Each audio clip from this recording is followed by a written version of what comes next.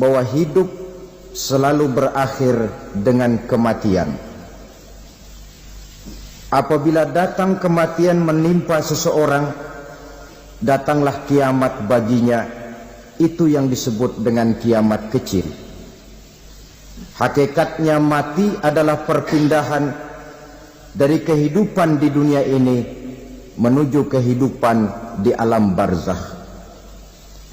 Menunggu kita di alam barzakh sampai datangnya saat kiamat, entah 10 tahun, entah 100 tahun, entah 1000 tahun, hanya Allah saja yang maha tahu. Adapun orang-orang beriman yang melakukan amal kebajikan dalam kehidupan di dunia ini, masa penantian yang lama di alam barzakh buat mereka sebentar saja. Tetapi bagi orang-orang kafir yang ingkar, yang tidak beriman kepada Allah, yang hidup di dunia cuma menumpuk-numpuk dosa, tentu penantian di alam barzakh akan merupakan waktu yang sangat lama. Bukankah dalam kehidupan kita waktu itu memang relatif? Contoh misalnya, bagi pemuda-pemudi yang sedang duduk asyik memadu cinta, waktu 4-5 jam saja rasanya cuma 4-5 menit. Tenggelam oleh keasikan. Tapi buat orang yang berbaring di rumah sakit, meratap di balik-balik apa itu tembok derita kata lagu,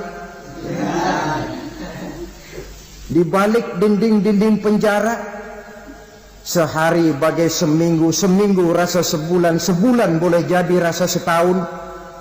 Penantian yang sangat lama. Kapan kiamat itu akan datang? Ini rahasia Allah. Jangankan kita yang orang awam, baginda Nabi sendiri tidak diberitahu oleh Allah kapan kiamat itu akan terjadi. Tetapi sungguh pun demikian, banyak hadis-hadis yang menjelaskan ciri atau tanda-tanda datangnya kiamat. Nah, kalau sudah bicara soal tanda kiamat itu ada 2. Pertama yang disebut alamatus sughra, tanda-tanda kecil. Ini waktunya masih ada tenggang. Ada yang dinamakan alamatul kubra, tanda-tanda besar. Artinya kiamat sudah diambang pintu. Apa tanda-tanda kecil dari datangnya hari kiamat itu? Misalnya kata Nabi, apabila ilmu sudah diangkat oleh Allah, artinya apabila ulama sudah banyak wafat, minat orang belajar agama berkurang, lalu kebodohan nampak merajalela di mana-mana, zina dikerjakan secara terbuka, minuman-minuman keras jadi kebanggaan. Itu termasuk di antara tanda-tanda kecil terjadinya hari kiamat. Apalagi misalnya iza waladatil ammatu rabbataha, apabila budak sudah melahirkan tuan. Apa maksudnya? Ada yang mentafsirkan apabila anak sudah bisa membudaki orang tuanya. Orang tua yang melahirkan dia, yang membesarkan dia, demi setelah si anak besar jadi orang berpangkat, bertitel, berharta, berkedudukan, jadilah orang tua itu budaknya. Sehingga sering dibilang kalau orang tua kaya, anak jadi raja. Tapi kalau anak yang kaya, orang tua sering jadi budak. Apalagi munculnya fitnah yang bergelombang, timbul perang antara dua bangsa yang besar, waktu berjalan terasa sangat pendek sekali. Itu merupakan tanda di antara tanda-tanda kiamat. Termasuk di dalamnya sulit membedakan mana laki, mana perempuan. Kan kalau tanda-tanda kayak begini sekarang sudah banyak kita lihat kan. Ulama banyak wafat, penggantinya sulit. Zina dikerjakan berterang-terangan, minuman keras jadi kebanggaan. Banyak anak membudaki orang tuanya, sulit membedakan mana laki mana perempuan. Kadang-kadang dari belakang kita lihat perempuan bener, begitu kita colek nengok jenggotan.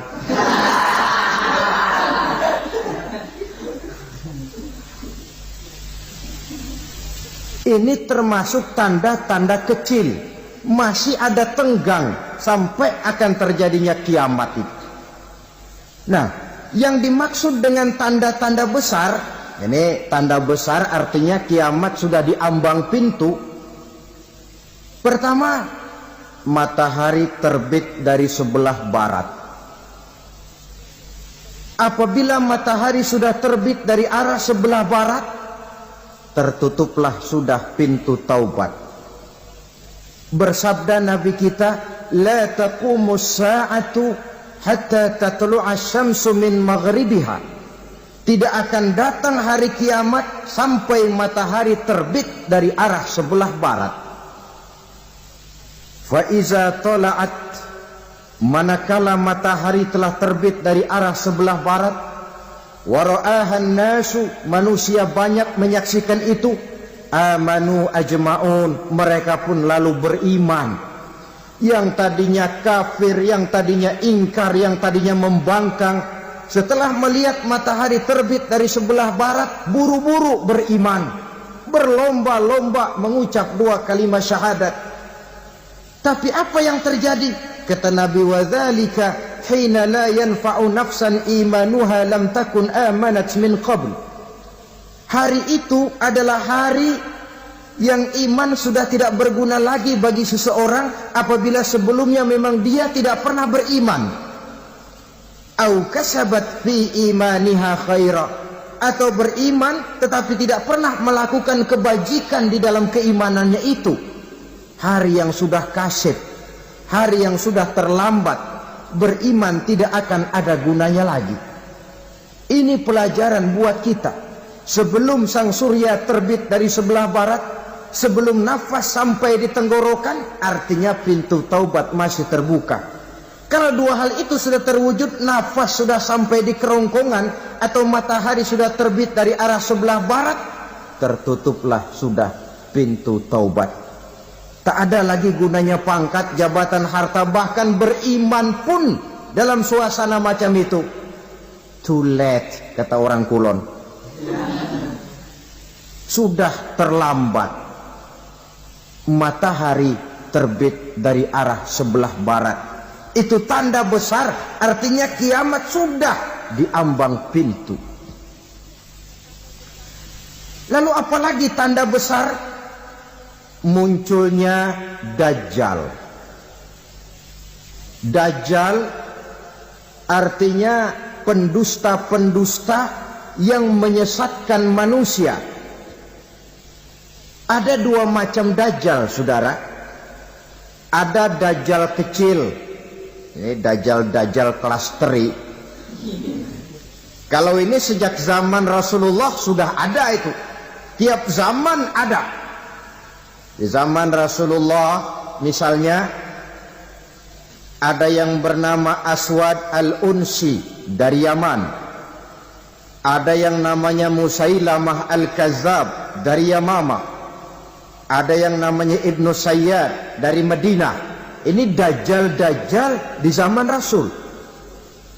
Musailamatul Kazzab memproklamirkan diri jadi nabi dia. Di zaman Rasul masih hidup. Ini Dajjal zaman Nabi. Di zaman sahabat muncul Dajjal-Dajjal. Di zaman kita sekarang ini Dajjal-Dajjal pun gentayangan. Dajjal-Dajjal kelas teri. Kerjanya mendustakan manusia, menyesatkan manusia, memalingkan manusia dari jalan yang benar dan diridhoi oleh Allah Subhanahu wa taala.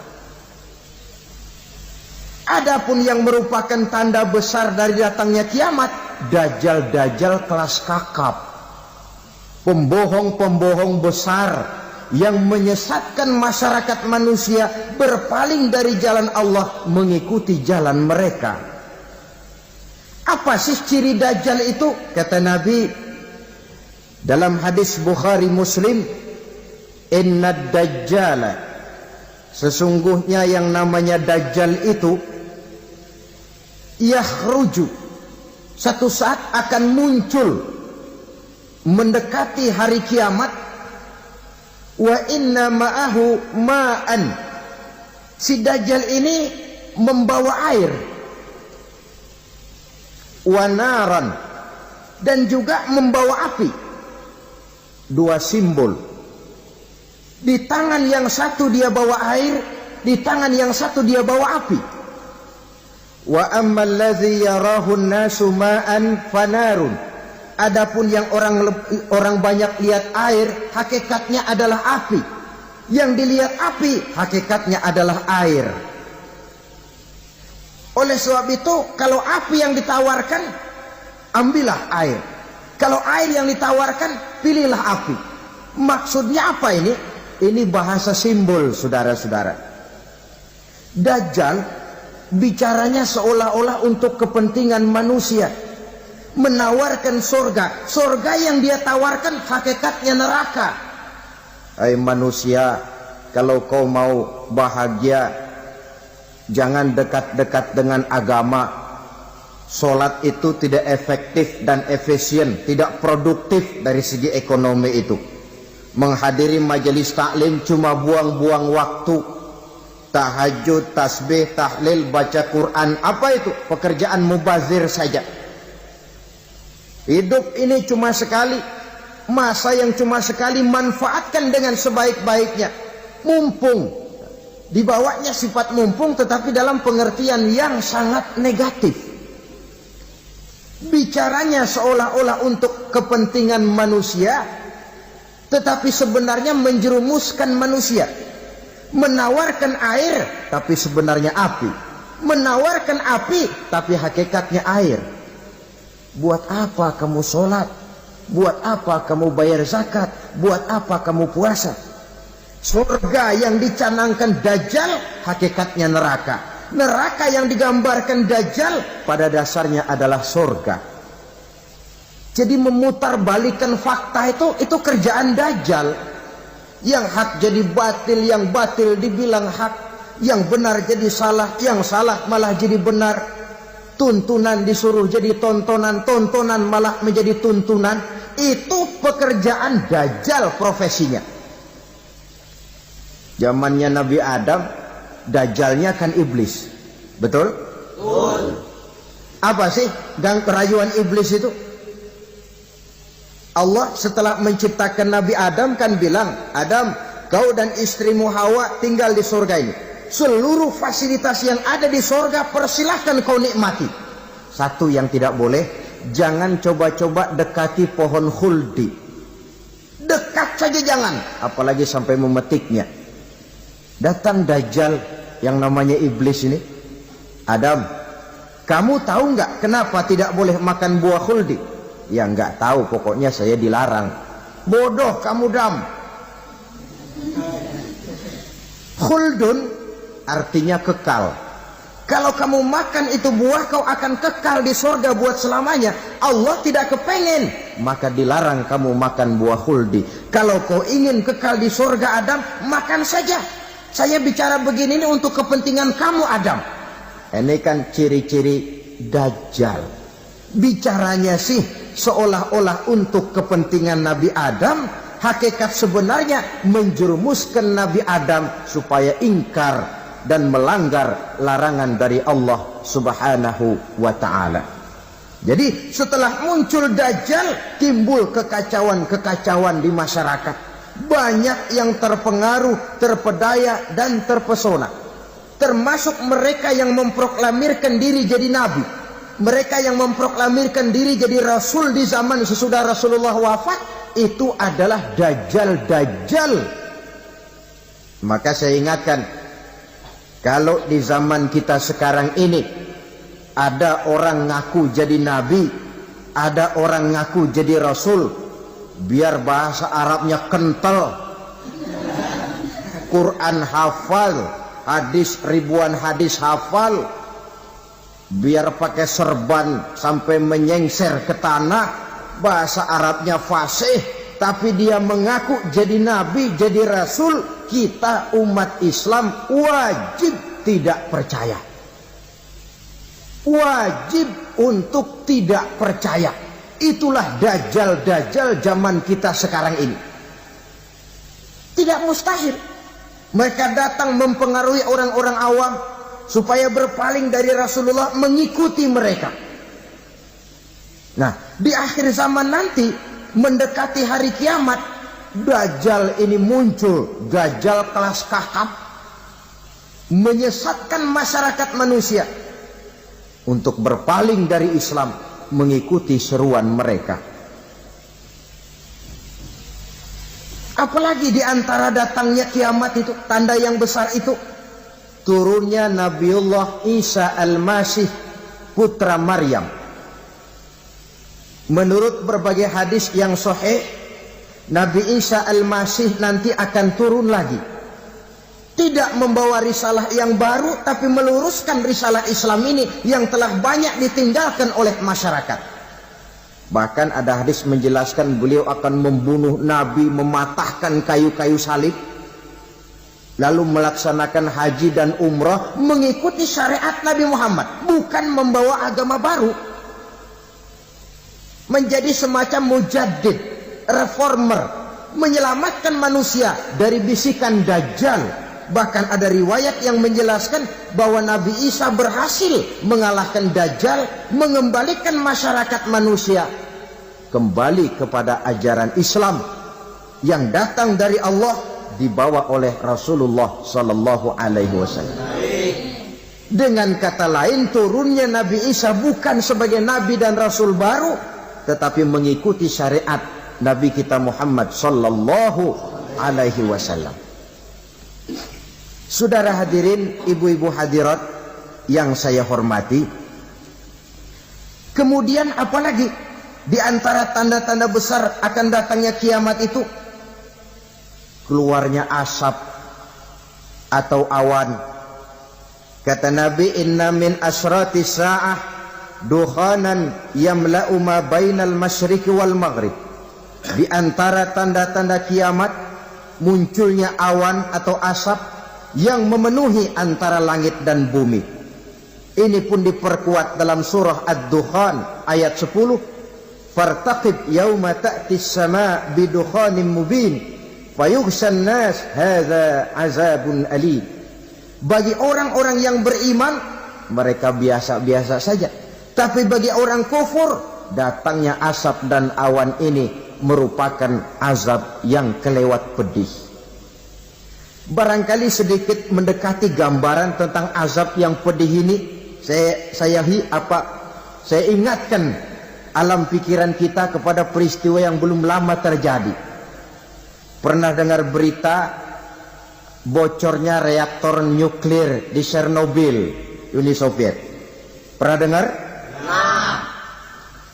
Bocornya reaktor nuklir di Chernobyl yang mengakibatkan ratusan bahkan sangat mungkin ribuan nyawa. Cuma satu reaktor. Bagaimana kalau seluruh cadangan nuklir yang dimiliki oleh para negara adik kuasa ini diledakkan? Bahkan yang konon menurut catatan, cadangan nuklir yang dimiliki bersama oleh Amerika dan Rusia sekarang ini sudah sanggup memusnahkan 6 miliar manusia.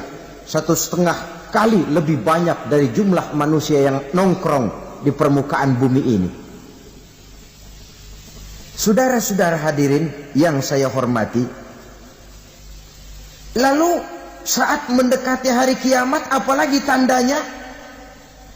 Setelah Nabi Isa wafat, pada saat turunnya yang kedua kali, Lalu Allah meniupkan angin sejuk.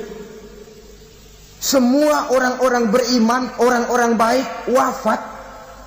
Sehingga penghuni bumi ini cuma tinggal lagi terdiri dari orang-orang kafir. Tidak ada lagi di bumi ini yang bisa mengucapkan Allah. Sehingga dalam hadis qudsi itu ada keterangan, Innallaha azza wa jalla yaqulu li Israfil. Allah pernah pesan kepada malaikat Israfil. Kata Allah, Israfil, Iza sami'ta qailan yaqul Allah Allah fa akhirin nafah 40 sanatan ikraman liqailiha. Hai Israfil, apabila kau dengar di permukaan bumi masih banyak orang yang mengucapkan Allah Allah, maka tunda sangkakala kiamat itu 40 tahun. Untuk apa? Ikraman liqailiha, menghormati orang yang mengucapkan Allah Allah itu. Wah, jadi karena sekarang masih banyak yang mengucapkan Allah, besar hatilah kita, masih jauh kiamat itu. Tapi jangan lupa, kiamat pribadi, kiamat kecil itu yang gak kita sangka-sangka.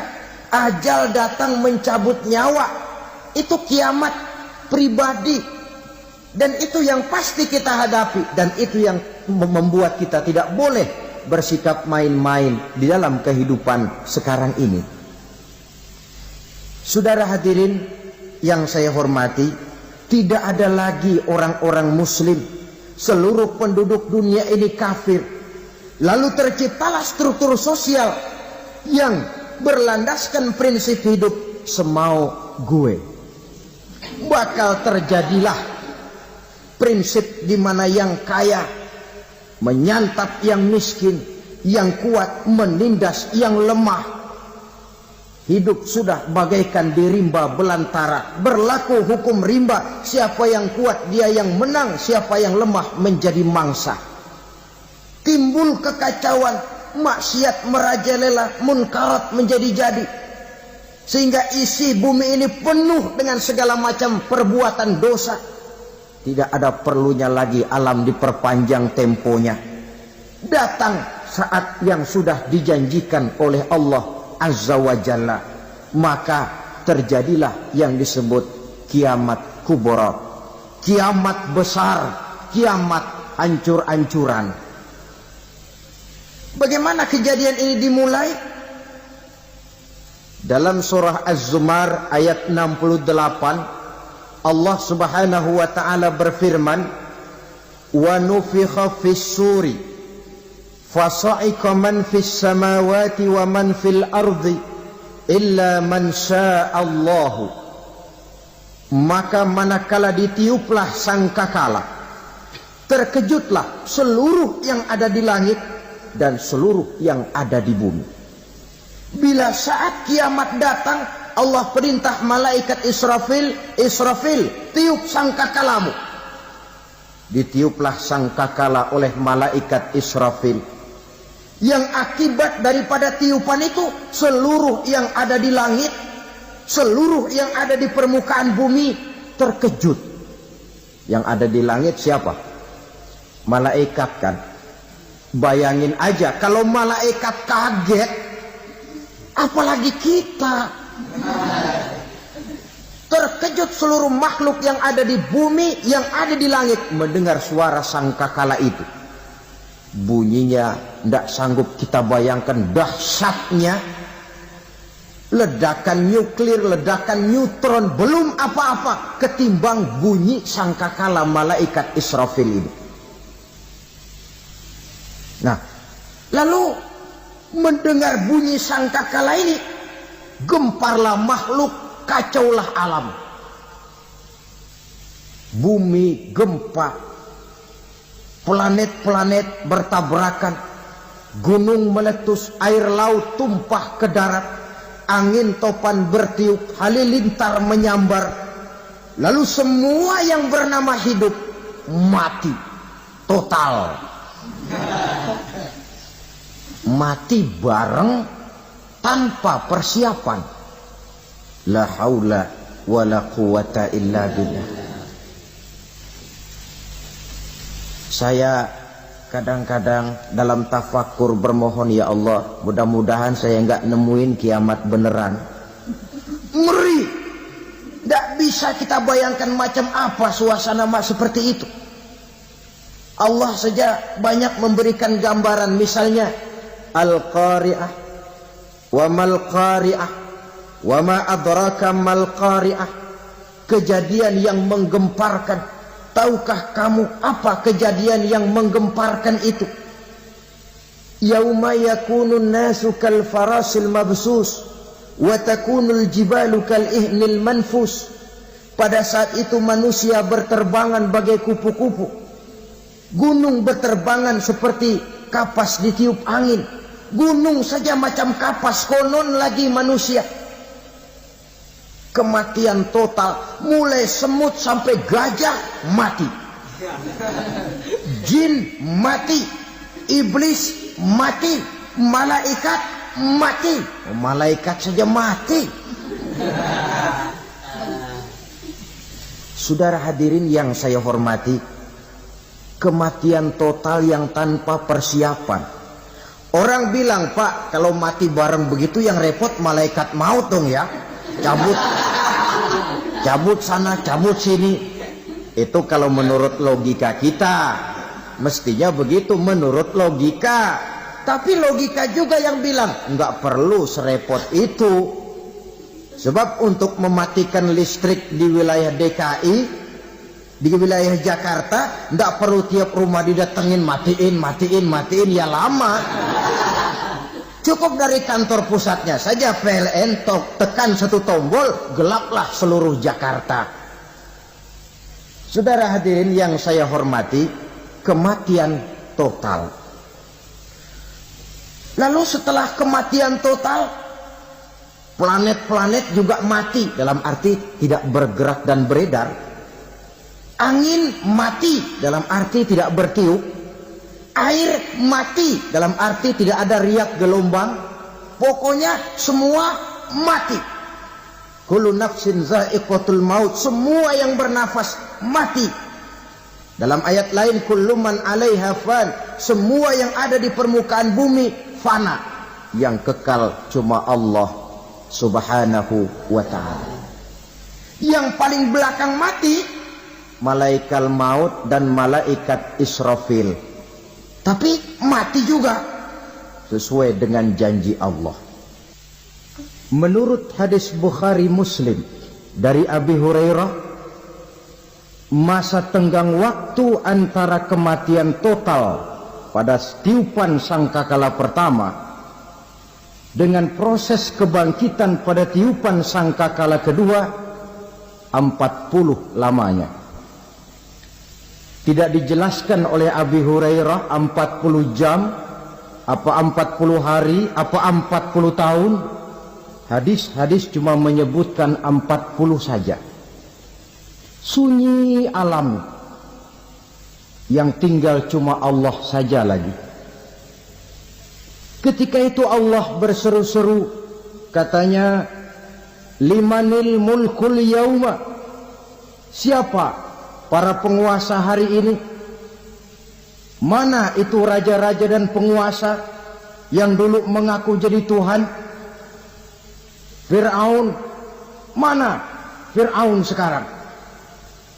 Yang dulu jadi raja, merasa berhasil, sombong, lalu tidak mau turun-turun dari kekuasaannya, sampai kepada puncak kekurang ajarannya mengangkat diri jadi Tuhan. Mana itu Fir'aun? Namrus. Mana sekarang Namrus? La ilaha illa ana. Ternyata tidak ada Tuhan lain selain daripada aku, kata Allah. Proses kemudian, saudara-saudara, turunlah hujan dari langit. 40 lamanya hujan itu. Tidak jelas juga 40 jam apa 40 hari.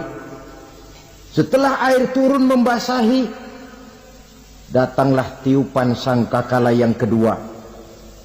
semua yang bernama mati bangkit dari kuburnya masing-masing.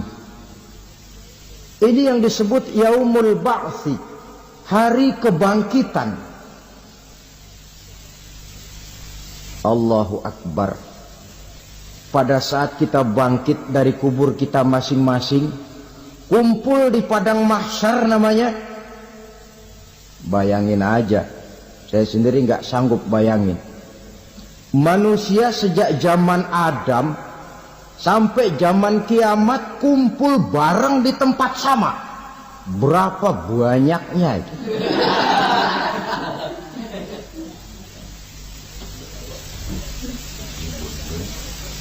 Dan yang luar biasa menurut satu riwayat, pada saat bangkit itu, Masya Allah, roman muka kita berubah,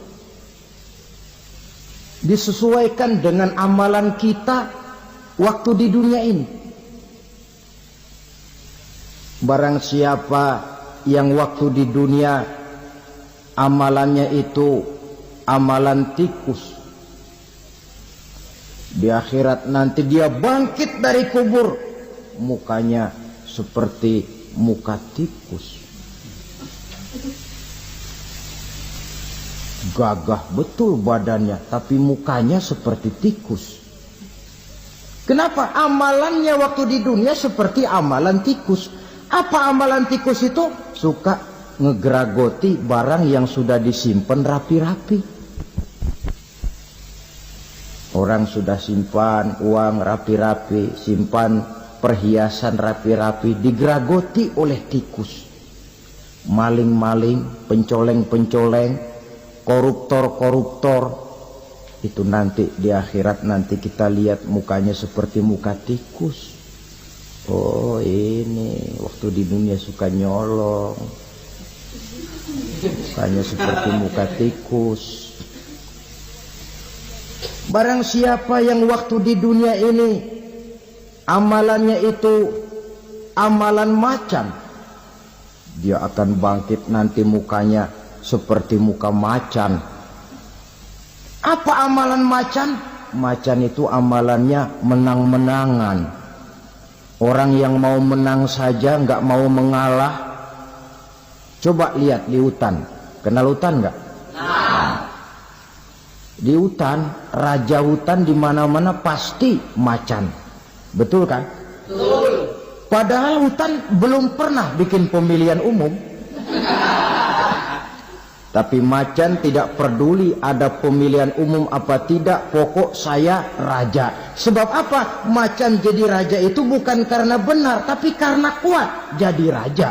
Setelah dia jadi raja, rakyat hutan yang mesti dilindungi malah dimakan oleh raja macan.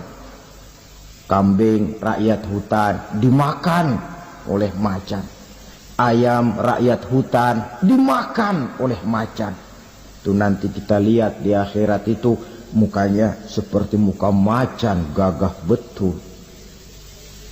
Lalu barang siapa yang di dunia ini amalannya itu seperti amalan anjing, nanti dia punya muka seperti muka anjing. Apa amalan anjing?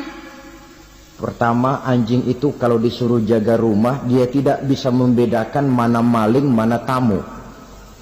Biar yang datang maling, kalau bawa tulang, anjing kalem. Yang kedua, anjing itu akan setia kepada siapa saja yang memberinya roti. Siapa yang memberinya roti, itulah majikannya. Apa kata majikannya, pasti dia laksanakan. Soal benar atau salah, dia tidak peduli. Setelah anjing dapat roti, dia tidak punya pilihan lain kecuali bilang, abdi mah kumaha juragan wae ayeuna mah.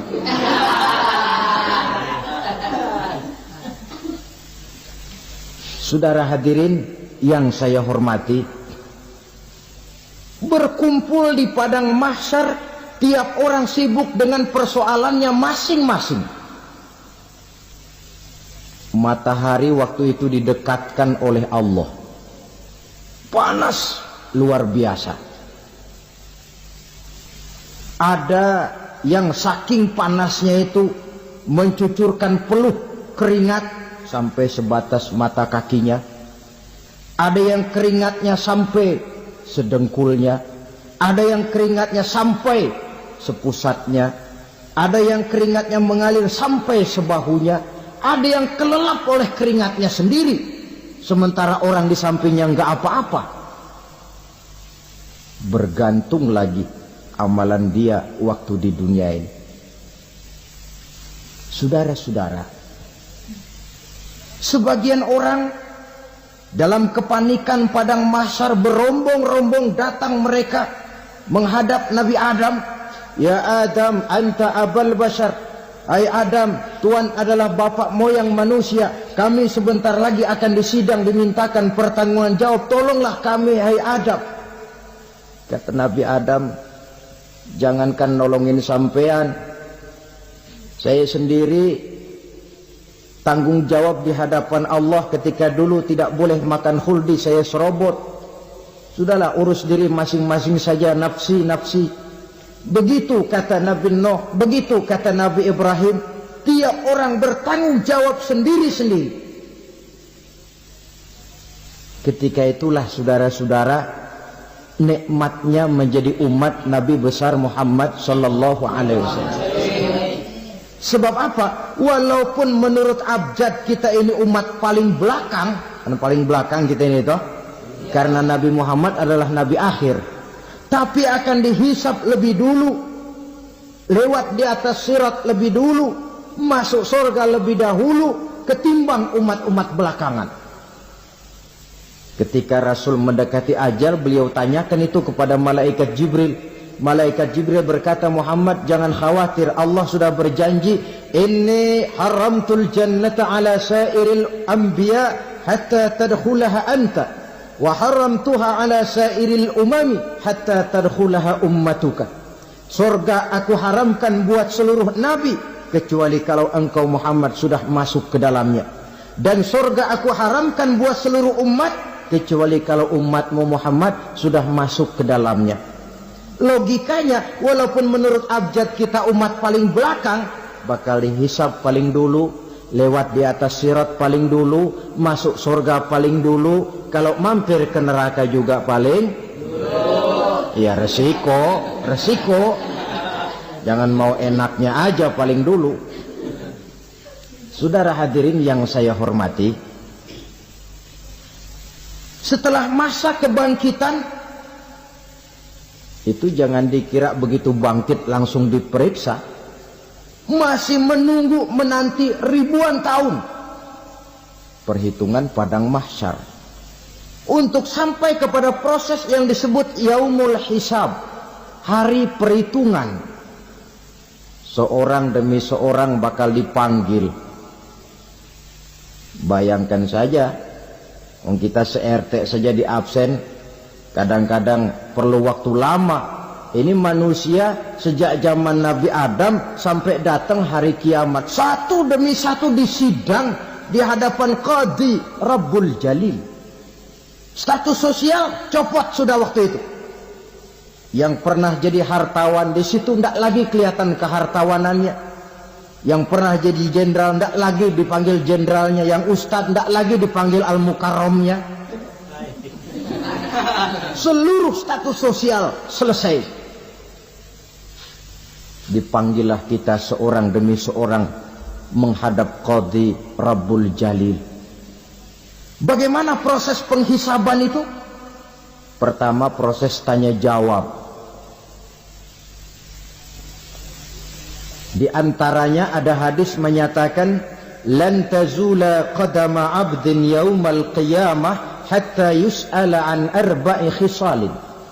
Besok di hari kiamat tidak akan bergeser telapak kaki seorang hamba sampai dia ditanya lebih dulu tentang 4 persoalan.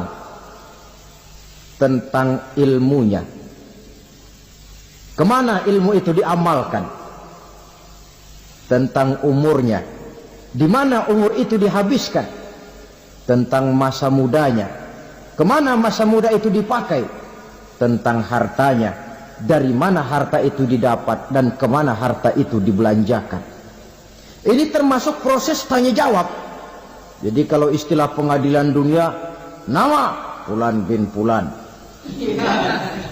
Kamu waktu di dunia diberikan umur panjang untuk apa? Pernah mengalami masa muda, kemana kau habiskan masa remajamu? Kau diamanahkan ilmu, dengan apa ilmumu kau amalkan? Kau diberikan harta, dari mana harta kau dapat, kemana kau belanjakan?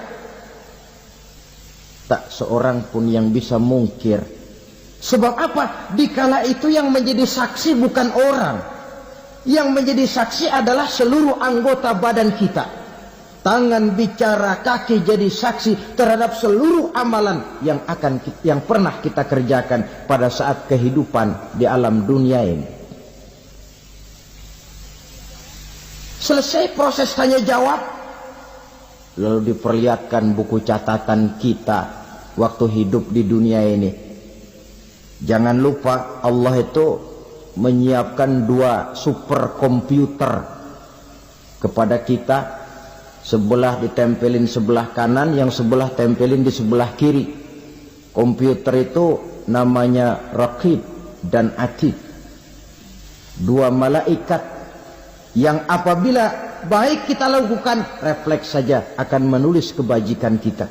Jahat kita kerjakan akan tertulis. Catatan itu nanti diperlihatkan kepada kita. Waduh, alangkah malunya pada saat diperlihatkan catatan kita, buku rapot kita merah melulu. Barangkali diperiksa sambil diomelin, brengsek lo. Buku merah melulu begini, bagaimana waktu hidup di dunia? Tidak cukup diperlihatkan buku catatan kehidupan, rekaman kehidupan. Rekaman kehidupan kita secara utuh sejak terlahir sampai ajal datang merenggut nyawa. Barangkali mirip dengan video sekarang ini, di mana terekam dengan baik seluruh kegiatan kita sejak yang sekecil-kecilnya sampai kepada yang sebesar-besarnya. Untuk kemudian kita pun menerima balasan. In khairan fa khairun wa in syarran fa syarrun. Kalau baik ya baik balasannya, kalau jahat ya jahat juga balasannya. Catatan-catatan kita diberikan. Kalau banyak kebajikannya diberikan di tangan kanan dengan cara yang halus. Kalau banyak kejahatannya diberikan dari sebelah kiri atau dilempar dari belakang. Itulah sebabnya sejak di dunia ini kita sudah mohon kepada Allah. Ketika berwudu membasuh tangan kanan, apa kita bilang? Allahumma a'tini kitabi biyamini wa hasibni hisaban yasira. Ya Allah, berikan saya kitab di tangan kanan, dan kalau saya memang perlu dihisap, hisaplah saya yang seringan-ringannya. Tangan kiri berlindung kita kepada Allah. Jangan sampai diberikan kitab di tangan kiri atau dari arah sebelah belakang. Wa a'udzubika an tu'tiya kitabi bishimali aw min wara'i zuhri, dari arah sebelah belakang. Na'udzubillah min dzalik. Setelah selesai lewat proses penghisaban, lewat mizan, timbangan, maka yang sudah selesai dihisab itu bergeraklah menuju sirat, jembatan yang terbentang menuju surga melalui neraka. Saudara-saudara, panjangnya perjalanan sirat itu memakan waktu ratusan tahun. Tetapi orang yang lewat di atas sirat pun macam-macam, bergantung amalannya ketika di dunia ini. Ada yang lewat di atas sirat itu kalbarkil khatib, seperti kilat yang menyambar, lep, sudah sampai dia di surga. Cepat bukan main. Ada yang lewat di atas sirat itu seperti orang lari-lari. Ada yang lewat di atas sirat itu seperti orang jalan biasa. Ada yang sambil merangkak, ada yang sambil ngesor, ada yang sambil gelayutan, ada yang selamat sampai ke ujung ke surga, ada yang tergelincir jatuh masuk ke dalam neraka, bergantung amalannya dalam kehidupan di dunia sekarang ini. Tiap kita akan melewati yang namanya sirat ini. Saudara-saudara kaum muslimin yang saya hormati, dengan demikian mereka yang selamat melalui sirat sampai ke terminal akhir surga, mereka yang ketika dihisab ternyata banyak kejahatannya daripada kebaikannya, mereka singgah di dalam neraka. Nah, adapun orang-orang yang beriman menurut ayat Quran dan hadis Nabi itu nanti ada bermacam-macam. Ada orang beriman itu yang dimasukkan surga.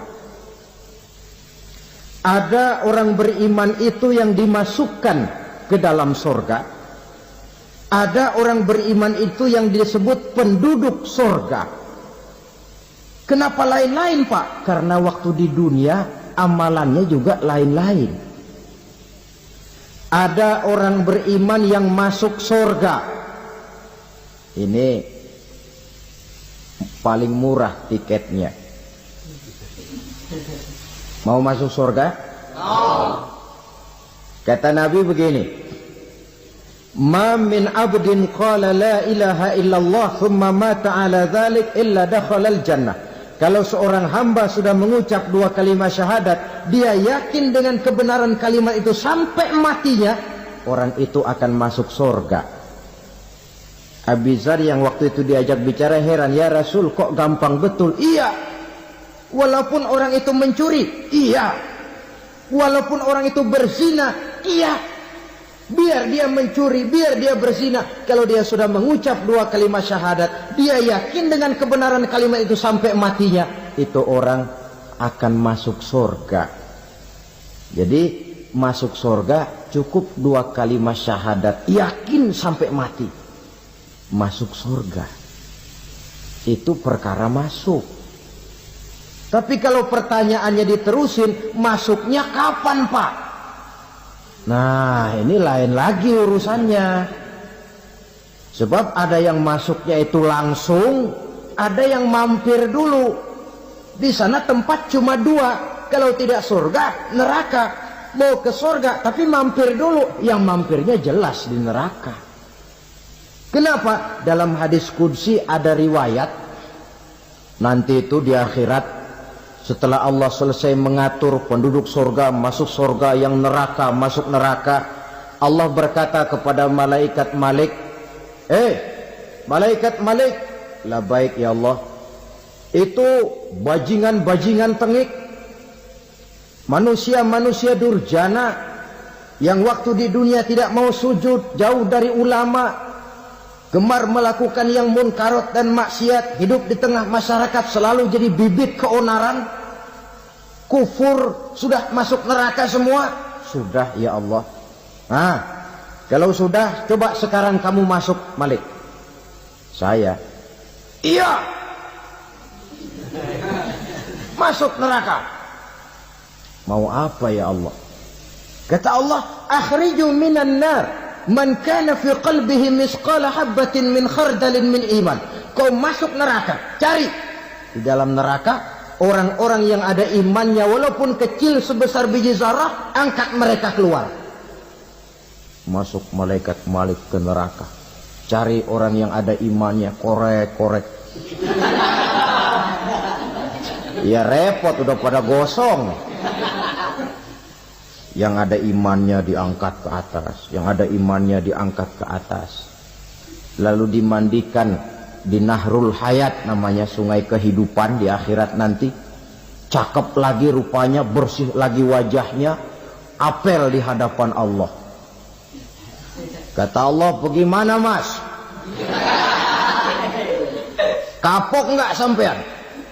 Kapok ya Allah. Nah, kalau kapok, idhab fadkhulil jannah, pergi masuk surga sana.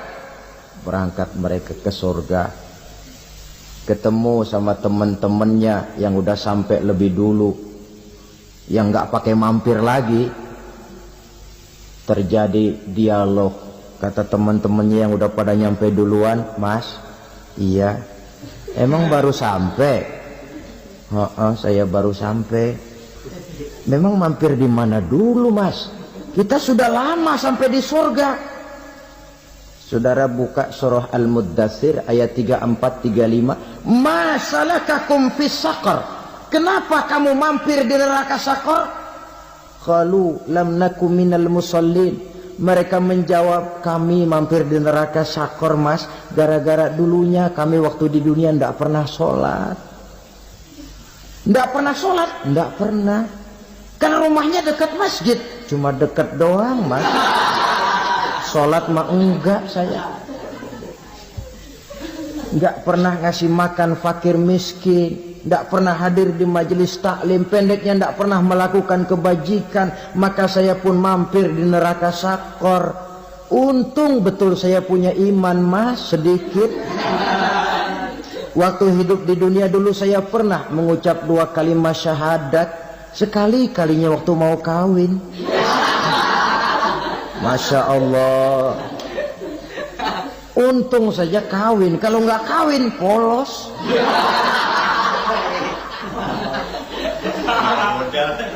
Itu juga pengulu sudah setengah mati ngajarin. Asyhadu alla, asyaduaan, asyaduaan.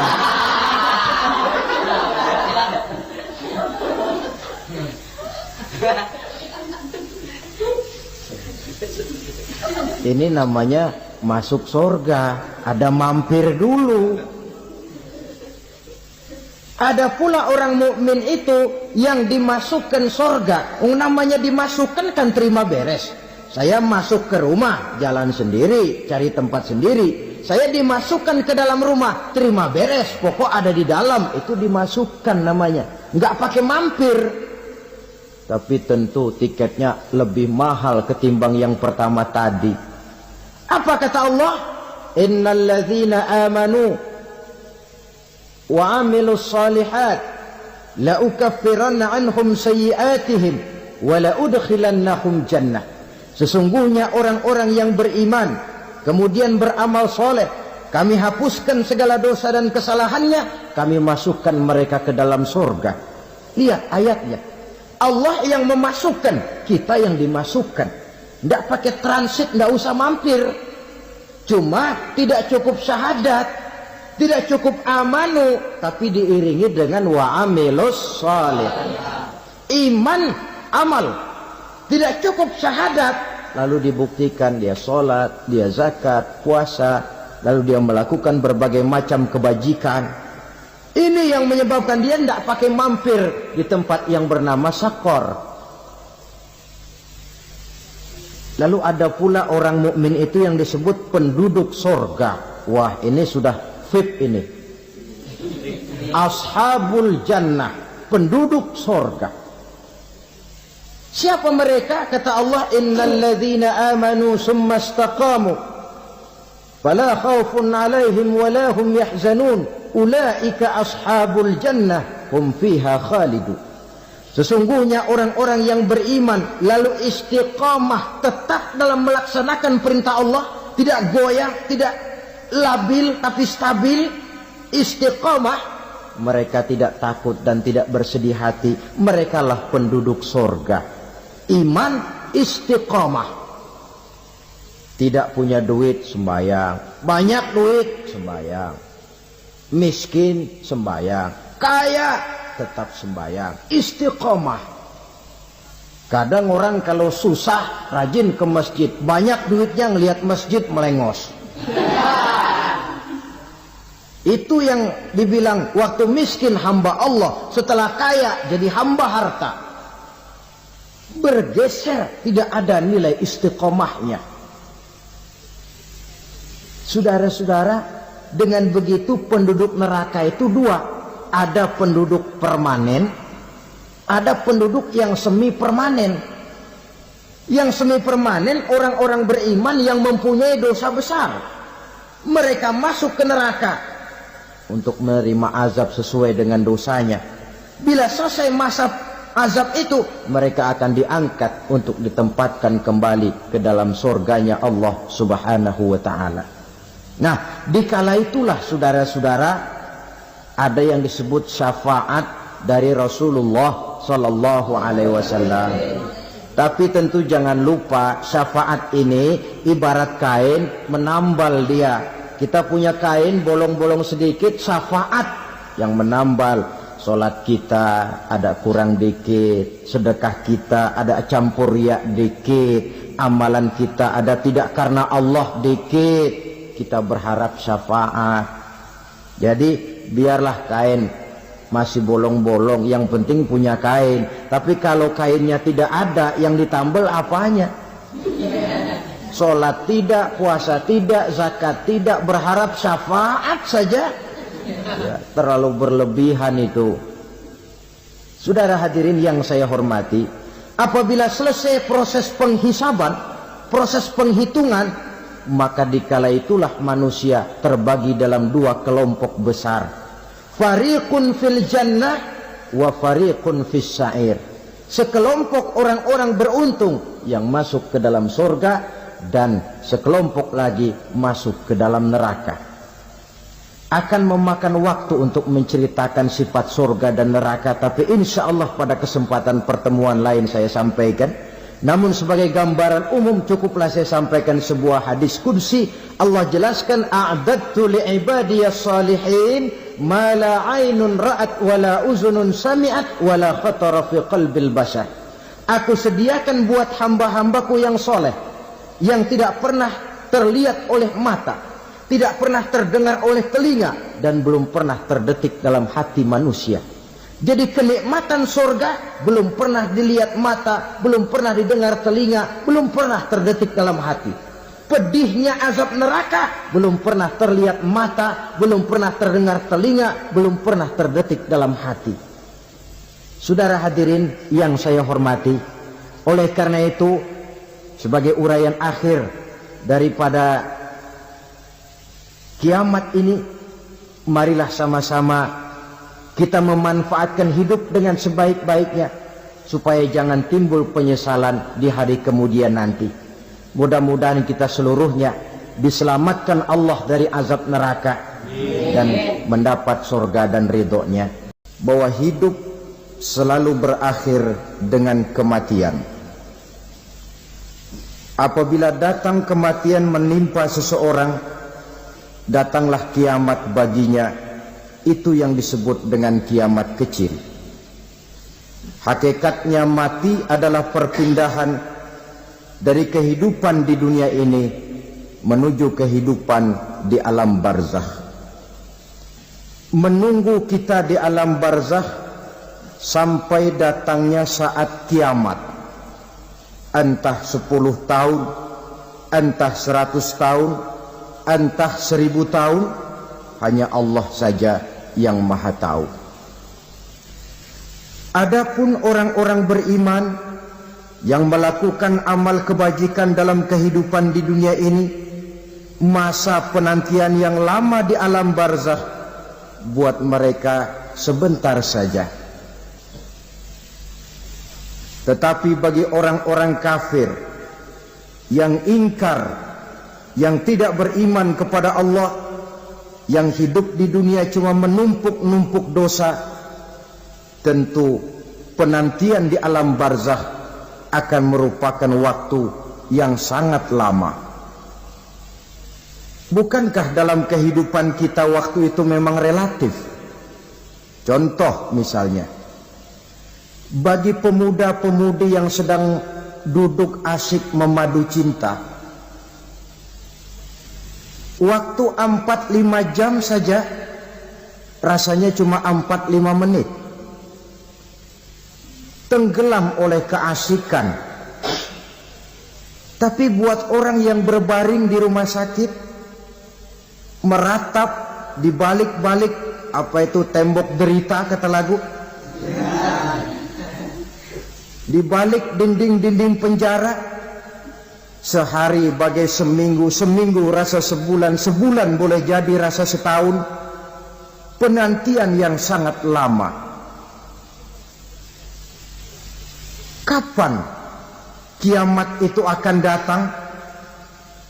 Ini rahasia Allah. Jangankan kita yang orang awam, baginda Nabi sendiri tidak diberitahu oleh Allah kapan kiamat itu akan terjadi. Tetapi sungguh pun demikian, banyak hadis-hadis yang menjelaskan ciri atau tanda-tanda datangnya kiamat. Nah, kalau sudah bicara soal tanda kiamat itu ada dua. Pertama yang disebut alamatus sughra, tanda-tanda kecil. Ini waktunya masih ada tenggang. Ada yang dinamakan alamatul kubra, tanda-tanda besar, artinya kiamat sudah diambang pintu. Apa tanda-tanda kecil dari datangnya hari kiamat itu? Misalnya kata Nabi, apabila ilmu sudah diangkat oleh Allah, artinya apabila ulama sudah banyak wafat, minat orang belajar agama berkurang, lalu kebodohan nampak merajalela di mana-mana, zina dikerjakan secara terbuka, minuman-minuman keras jadi kebanggaan, itu termasuk di antara tanda-tanda kecil terjadinya hari kiamat. Apalagi misalnya iza waladatil ammatu rabbataha, apabila budak sudah melahirkan tuan. Apa maksudnya? Ada yang mentafsirkan apabila anak sudah bisa membudaki orang tuanya. Orang tua yang melahirkan dia, yang membesarkan dia, demi setelah si anak besar jadi orang berpangkat, bertitel, berharta, berkedudukan, jadilah orang tua itu budaknya. Sehingga sering dibilang kalau orang tua kaya, anak jadi raja. Tapi kalau anak yang kaya, orang tua sering jadi budak. Apalagi munculnya fitnah yang bergelombang, timbul perang antara dua bangsa yang besar, waktu berjalan terasa sangat pendek sekali. Itu merupakan tanda di antara tanda-tanda kiamat. Termasuk di dalamnya sulit membedakan mana laki, mana perempuan. Kan kalau tanda-tanda kayak begini sekarang sudah banyak kita lihat kan. Ulama banyak wafat, penggantinya sulit. Zina dikerjakan berterang-terangan, minuman keras jadi kebanggaan,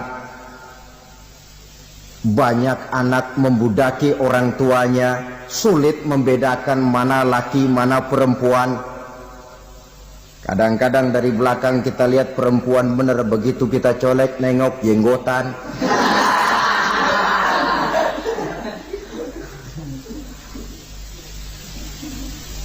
Ini termasuk tanda-tanda kecil, masih ada tenggang sampai akan terjadinya kiamat itu. Nah, yang dimaksud dengan tanda-tanda besar, ini tanda besar artinya kiamat sudah diambang pintu. Pertama, matahari terbit dari sebelah barat. Apabila matahari sudah terbit dari arah sebelah barat, tertutuplah sudah pintu taubat. Bersabda Nabi kita, la taqumus sa'atu hatta tatlu'a syamsu min maghribiha. Tidak akan datang hari kiamat sampai matahari terbit dari arah sebelah barat. Fa iza tala'at, manakala matahari telah terbit dari arah sebelah barat, wa ra'ahan nasu, manusia banyak menyaksikan itu, amanu ajma'un, mereka pun lalu beriman. Yang tadinya kafir, yang tadinya ingkar, yang tadinya membangkang, setelah melihat matahari terbit dari sebelah barat, buru-buru beriman, berlomba-lomba mengucap dua kalimat syahadat. Tapi apa yang terjadi? Kata Nabi, wadzalika hina la yanfa'u nafsan imanuha lam takun amanat min qabl. Hari itu adalah hari yang iman sudah tidak berguna lagi bagi seseorang apabila sebelumnya memang dia tidak pernah beriman. au kasabat fi imaniha khaira, atau beriman tetapi tidak pernah melakukan kebajikan di dalam keimanannya itu. Hari yang sudah kasib, hari yang sudah terlambat, beriman tidak akan ada gunanya lagi. Ini pelajaran buat kita.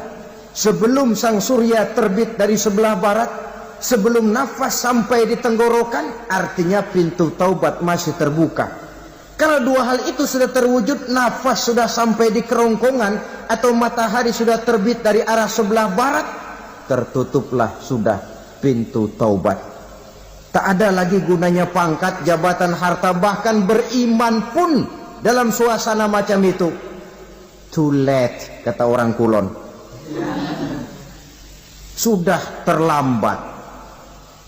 Matahari terbit dari arah sebelah barat. Itu tanda besar, artinya kiamat sudah di ambang pintu. Lalu apalagi tanda besar? Munculnya Dajjal. Dajjal artinya pendusta-pendusta yang menyesatkan manusia. Ada dua macam Dajjal, saudara.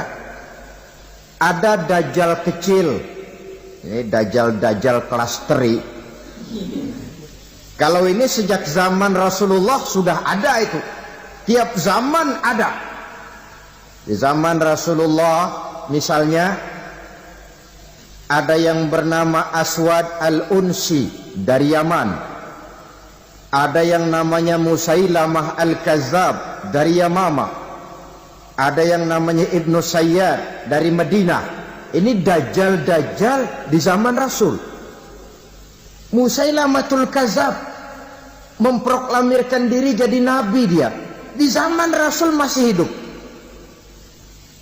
Ini Dajjal zaman Nabi. Di zaman sahabat muncul Dajjal-Dajjal. Di zaman kita sekarang ini Dajjal-Dajjal pun gentayangan. Dajjal-Dajjal kelas teri. Kerjanya mendustakan manusia, menyesatkan manusia, memalingkan manusia dari jalan yang benar dan diridhoi oleh Allah Subhanahu wa ta'ala. Adapun yang merupakan tanda besar dari datangnya kiamat, Dajjal-Dajjal kelas kakap. Pembohong-pembohong besar yang menyesatkan masyarakat manusia berpaling dari jalan Allah mengikuti jalan mereka. Apa sih ciri Dajjal itu? Kata Nabi dalam hadis Bukhari Muslim, Innad Dajjala, sesungguhnya yang namanya Dajjal itu yakhruju, satu saat akan muncul mendekati hari kiamat. Wa inna ma'ahu ma'an, si Dajjal ini membawa air. Wa naran, dan juga membawa api. Dua simbol. Di tangan yang satu dia bawa air, di tangan yang satu dia bawa api. Wa ammal ladzi yarahu an-nasu ma'an fanarun, adapun yang orang banyak lihat air, hakikatnya adalah api. Yang dilihat api, hakikatnya adalah air. Oleh sebab itu, kalau api yang ditawarkan, ambillah air. Kalau air yang ditawarkan, pilihlah api. Maksudnya apa ini? Ini bahasa simbol, saudara-saudara. Dajjal bicaranya seolah-olah untuk kepentingan manusia. Menawarkan surga. Surga yang dia tawarkan hakikatnya neraka. Hai manusia, kalau kau mau bahagia, jangan dekat-dekat dengan agama. Solat itu tidak efektif dan efisien, tidak produktif dari segi ekonomi itu. Menghadiri majelis taklim cuma buang-buang waktu. Tahajud, tasbih, tahlil, baca Quran, apa itu? Pekerjaan mubazir saja. Hidup ini cuma sekali, masa yang cuma sekali, manfaatkan dengan sebaik-baiknya. Mumpung, dibawanya sifat mumpung tetapi dalam pengertian yang sangat negatif. Bicaranya seolah-olah untuk kepentingan manusia, tetapi sebenarnya menjerumuskan manusia. Menawarkan air, tapi sebenarnya api. Menawarkan api, tapi hakikatnya air. Buat apa kamu sholat? Buat apa kamu bayar zakat? Buat apa kamu puasa? Surga yang dicanangkan Dajjal, hakikatnya neraka. Neraka yang digambarkan Dajjal, pada dasarnya adalah surga. Jadi memutarbalikkan fakta itu kerjaan Dajjal. Yang hak jadi batil, yang batil dibilang hak, yang benar jadi salah, yang salah malah jadi benar. Tuntunan disuruh jadi tontonan, tontonan malah menjadi tuntunan. Itu pekerjaan Dajjal profesinya. Zamannya Nabi Adam, Dajjalnya kan iblis. Betul? Betul. Apa sih gang kerayuan iblis itu? Allah setelah menciptakan Nabi Adam kan bilang, Adam, kau dan istrimu Hawa tinggal di surga ini. Seluruh fasilitas yang ada di surga persilahkan kau nikmati. Satu yang tidak boleh, jangan coba-coba dekati pohon khuldi. Dekat saja jangan, apalagi sampai memetiknya. Datang Dajjal yang namanya iblis ini. Adam, kamu tahu nggak kenapa tidak boleh makan buah khuldi? Ya nggak tahu, pokoknya saya dilarang. Bodoh kamu Dam. Khuldun artinya kekal.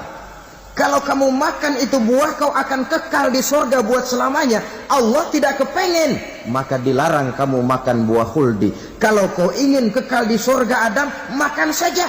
Saya bicara begini ini untuk kepentingan kamu Adam. Ini kan ciri-ciri Dajjal. Bicaranya sih seolah-olah untuk kepentingan Nabi Adam, hakikat sebenarnya menjerumuskan Nabi Adam supaya ingkar dan melanggar larangan dari Allah Subhanahu wa ta'ala. Jadi setelah muncul Dajjal, timbul kekacauan-kekacauan di masyarakat. Banyak yang terpengaruh, terpedaya dan terpesona. Termasuk mereka yang memproklamirkan diri jadi nabi. Mereka yang memproklamirkan diri jadi rasul di zaman sesudah Rasulullah wafat, itu adalah Dajjal-Dajjal. Maka saya ingatkan, kalau di zaman kita sekarang ini ada orang ngaku jadi nabi, ada orang ngaku jadi rasul, biar bahasa Arabnya kental, Quran hafal, hadis ribuan hadis hafal, biar pakai serban sampai menyengser ke tanah, bahasa Arabnya fasih, tapi dia mengaku jadi nabi, jadi rasul, kita umat Islam wajib tidak percaya. Wajib untuk tidak percaya. Itulah Dajjal-Dajjal zaman kita sekarang ini. Tidak mustahil mereka datang mempengaruhi orang-orang awam supaya berpaling dari Rasulullah, mengikuti mereka. Nah, di akhir zaman nanti, mendekati hari kiamat, Dajjal ini muncul, Dajjal kelas kakap, menyesatkan masyarakat manusia untuk berpaling dari Islam, mengikuti seruan mereka. Apalagi di antara datangnya kiamat itu, tanda yang besar itu, turunnya Nabiullah Isa Al-Masih, putra Maryam.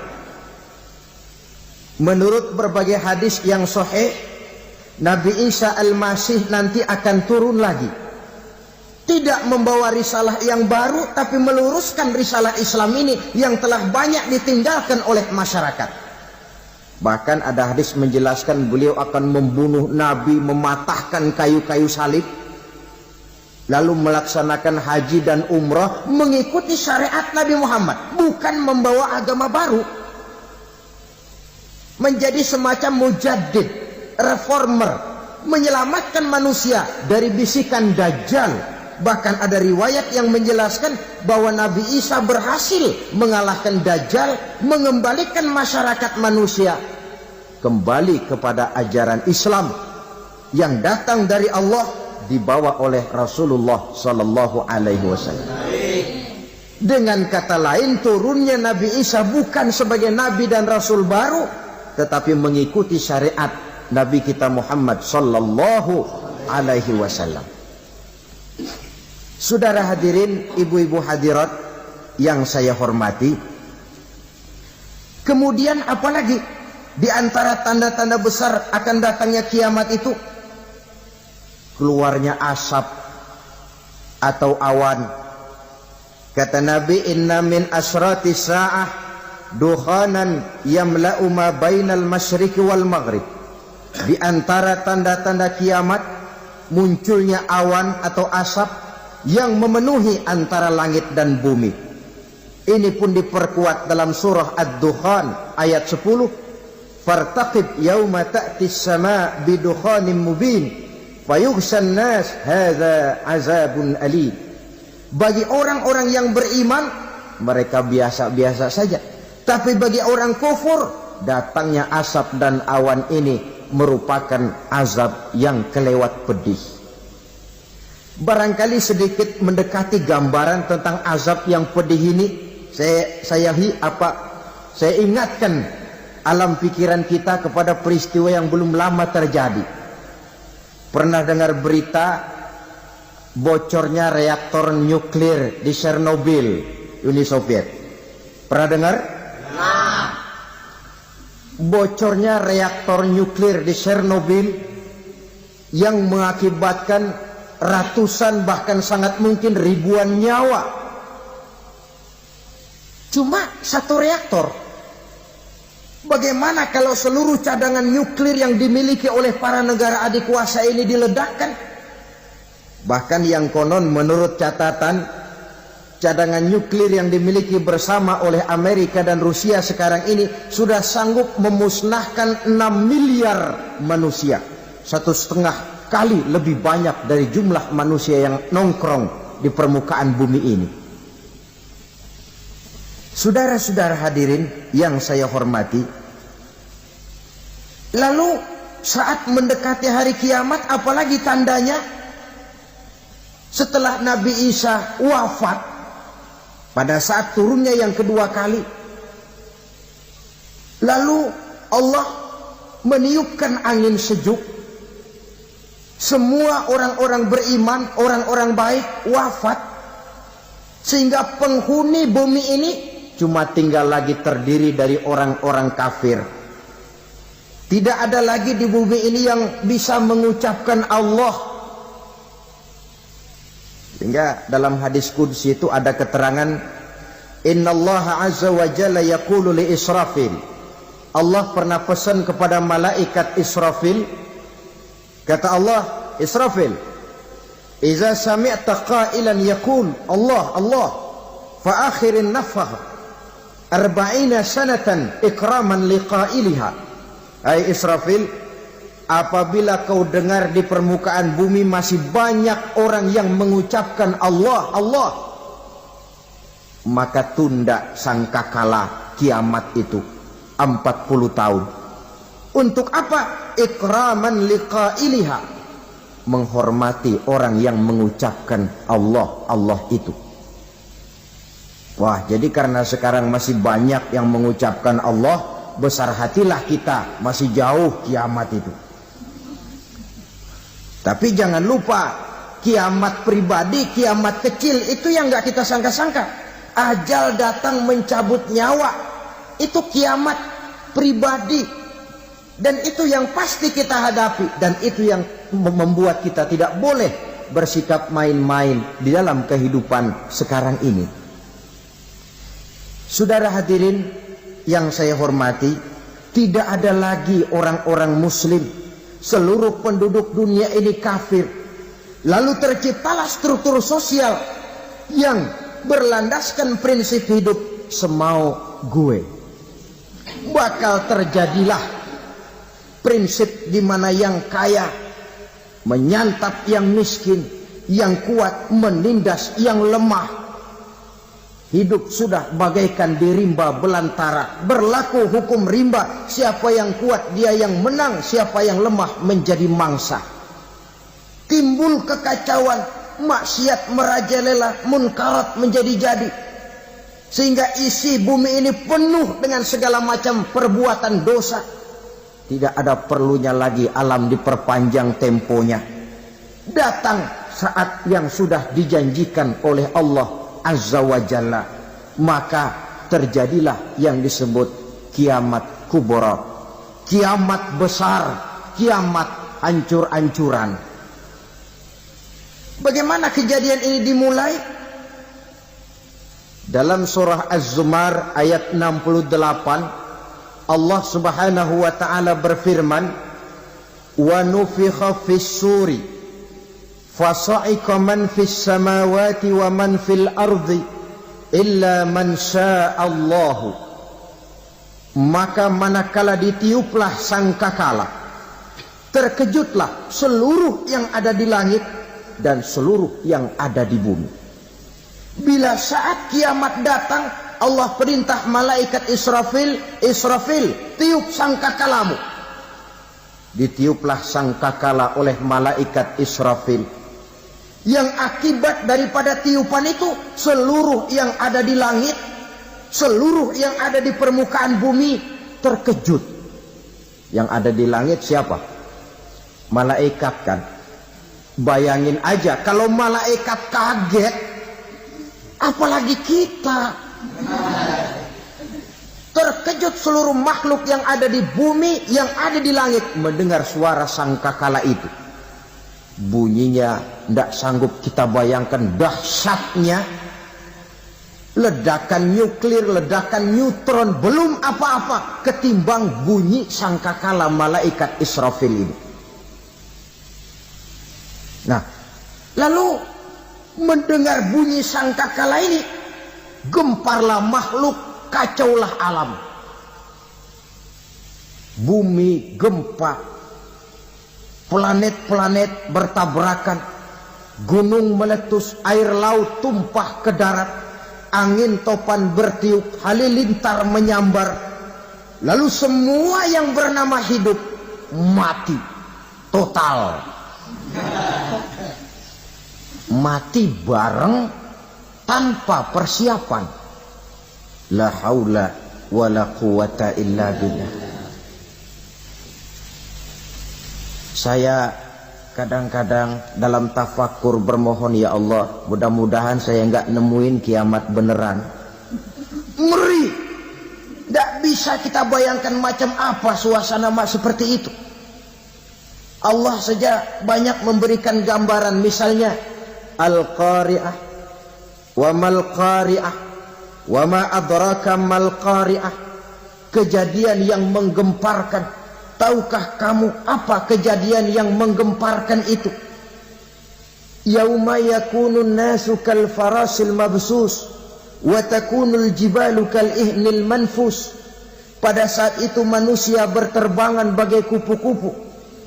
Gunung berterbangan seperti kapas ditiup angin. Gunung saja macam kapas, konon lagi manusia. Kematian total, mulai semut sampai gajah mati, jin mati, iblis mati, malaikat mati. Malaikat saja mati. Saudara hadirin yang saya hormati, kematian total yang tanpa persiapan. Orang bilang, Pak, kalau mati bareng begitu yang repot malaikat maut dong ya. Cabut sana, cabut sini. Itu kalau menurut logika kita. Mestinya begitu menurut logika. Tapi logika juga yang bilang nggak perlu serepot itu. Sebab untuk mematikan listrik di wilayah DKI, di wilayah Jakarta, nggak perlu tiap rumah didatengin matiin, ya lama. Cukup dari kantor pusatnya saja PLN tekan satu tombol, gelaplah seluruh Jakarta. Saudara hadirin yang saya hormati, kematian total. Lalu setelah kematian total, planet-planet juga mati, dalam arti tidak bergerak dan beredar. Angin mati, dalam arti tidak bertiup. Air mati, dalam arti tidak ada riak gelombang. Pokoknya semua mati. Kullu nafsin za'iqatul maut. Semua yang bernafas mati. Dalam ayat lain, kullu man 'alaiha fan, semua yang ada di permukaan bumi fana, yang kekal cuma Allah Subhanahu wa ta'ala. Yang paling belakang mati malaikat maut dan malaikat Israfil, tapi mati juga sesuai dengan janji Allah. Menurut hadis Bukhari Muslim dari Abi Hurairah, masa tenggang waktu antara kematian total pada tiupan sangkakala pertama dengan proses kebangkitan pada tiupan sangkakala kedua 40 lamanya. Tidak dijelaskan oleh Abi Hurairah 40 jam, apa 40 hari, apa 40 tahun. Hadis-hadis cuma menyebutkan 40 saja. Sunyi alam, yang tinggal cuma Allah saja lagi.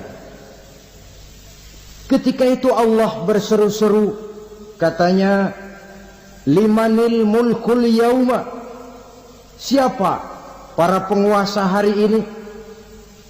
Mana itu raja-raja dan penguasa yang dulu mengaku jadi Tuhan? Fir'aun, mana Fir'aun sekarang? Yang dulu jadi raja, merasa berhasil, sombong, lalu tidak mau turun-turun dari kekuasaannya, sampai kepada puncak kekurang ajarannya mengangkat diri jadi Tuhan. Mana itu Fir'aun? Namrus, mana sekarang Namrus? La ilaha illa ana, ternyata tidak ada Tuhan lain selain daripada aku, kata Allah. Proses kemudian, saudara-saudara, turunlah hujan dari langit. 40 lamanya hujan itu. Tidak jelas juga 40 jam apa 40 hari. Setelah air turun membasahi, datanglah tiupan sangkakala yang kedua. Semua yang bernama mati bangkit dari kuburnya masing-masing. Ini yang disebut Yaumul Ba'thi, hari kebangkitan. Allahu Akbar. Pada saat kita bangkit dari kubur kita masing-masing, kumpul di padang mahsyar namanya. Bayangin aja, saya sendiri nggak sanggup bayangin. Manusia sejak zaman Adam sampai zaman kiamat kumpul bareng di tempat sama. Berapa banyaknya itu?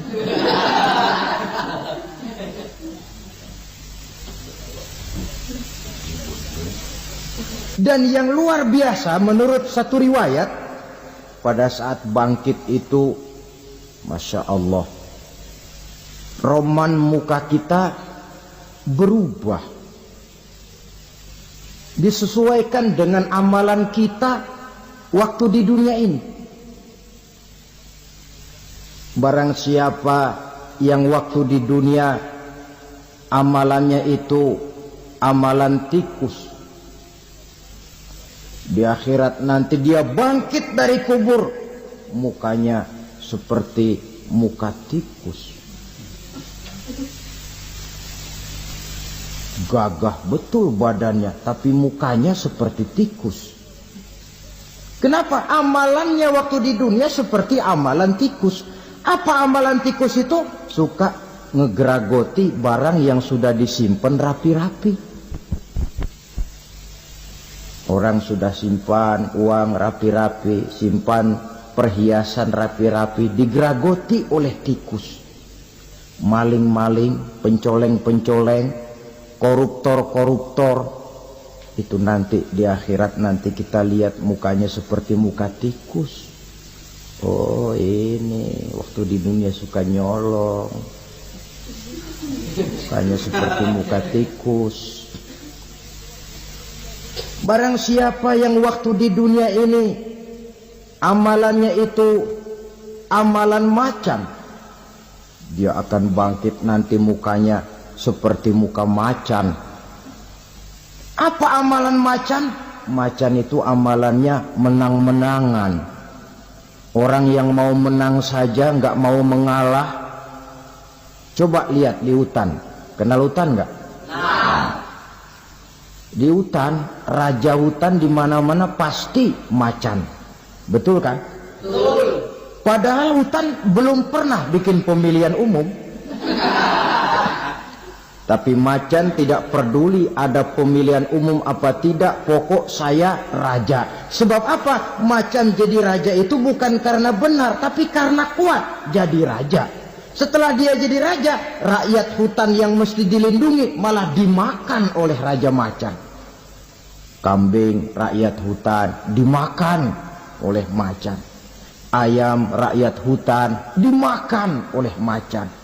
Itu nanti kita lihat di akhirat itu mukanya seperti muka macan, gagah betul.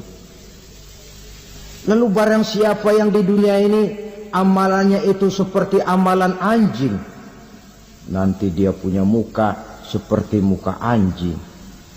Apa amalan anjing? Pertama, anjing itu kalau disuruh jaga rumah, dia tidak bisa membedakan mana maling, mana tamu. Biar yang datang maling, kalau bawa tulang, anjing kalem. Yang kedua, anjing itu akan setia kepada siapa saja yang memberinya roti. Siapa yang memberinya roti, itulah majikannya. Apa kata majikannya, pasti dia laksanakan. Soal benar atau salah, dia tidak peduli. Setelah anjing dapat roti, dia tidak punya pilihan lain kecuali bilang, abdi mah kumaha juragan wae ayeuna mah.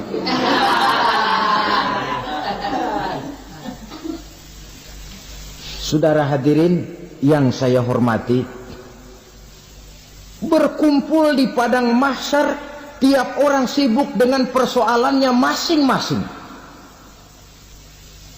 Matahari waktu itu didekatkan oleh Allah, panas luar biasa. Ada yang saking panasnya itu mencucurkan peluh keringat sampai sebatas mata kakinya. Ada yang keringatnya sampai sedengkulnya, ada yang keringatnya sampai sepusatnya, ada yang keringatnya mengalir sampai sebahunya, ada yang kelelap oleh keringatnya sendiri, sementara orang di sampingnya nggak apa-apa. Bergantung lagi amalan dia waktu di dunia ini. Saudara-saudara, sebagian orang dalam kepanikan padang mahsyar berombong-rombong datang mereka menghadap Nabi Adam. Ya Adam, anta abal bashar. Hai Adam, Tuhan adalah bapak moyang manusia. Kami sebentar lagi akan disidang, dimintakan pertanggungan jawab. Tolonglah kami, hai Adam. Kata Nabi Adam, jangankan nolongin sampean, saya sendiri tanggung jawab di hadapan Allah. Ketika dulu tidak boleh makan khuldi, saya serobot. Sudahlah, urus diri masing-masing saja, nafsi. Begitu kata Nabi Nuh, begitu kata Nabi Ibrahim. Tiap orang bertanggung jawab sendiri-sendiri. Ketika itulah saudara-saudara, nikmatnya menjadi umat Nabi besar Muhammad sallallahu alaihi wasallam. Sebab apa? Walaupun menurut abjad kita ini umat paling belakang, kan paling belakang kita ini toh, karena Nabi Muhammad adalah Nabi akhir. Tapi akan dihisap lebih dulu, lewat di atas sirat lebih dulu, masuk surga lebih dahulu ketimbang umat-umat belakangan. Ketika Rasul mendekati ajal, beliau tanyakan itu kepada malaikat Jibril. Malaikat Jibril berkata, Muhammad jangan khawatir, Allah sudah berjanji, inni haramtul jannata ala sairil anbiya hatta tadkhulaha anta. Wa haramtuha ala sairil umami hatta tadkhulaha ummatuka. Surga aku haramkan buat seluruh nabi kecuali kalau engkau Muhammad sudah masuk ke dalamnya. Dan surga aku haramkan buat seluruh umat kecuali kalau umatmu Muhammad sudah masuk ke dalamnya. Logikanya, walaupun menurut abjad kita umat paling belakang, bakal dihisab paling dulu, lewat di atas sirat paling dulu, masuk surga paling dulu, kalau mampir ke neraka juga paling ya resiko. Jangan mau enaknya aja paling dulu. Saudara hadirin yang saya hormati, setelah masa kebangkitan itu jangan dikira begitu bangkit langsung diperiksa. Masih menunggu menanti ribuan tahun perhitungan padang mahsyar untuk sampai kepada proses yang disebut yaumul hisab, hari perhitungan. Seorang demi seorang bakal dipanggil. Bayangkan saja, kita se-RT saja di absen, kadang-kadang perlu waktu lama. Ini manusia sejak zaman Nabi Adam sampai datang hari kiamat, satu demi satu disidang di hadapan Qadhi Rabbul Jalil.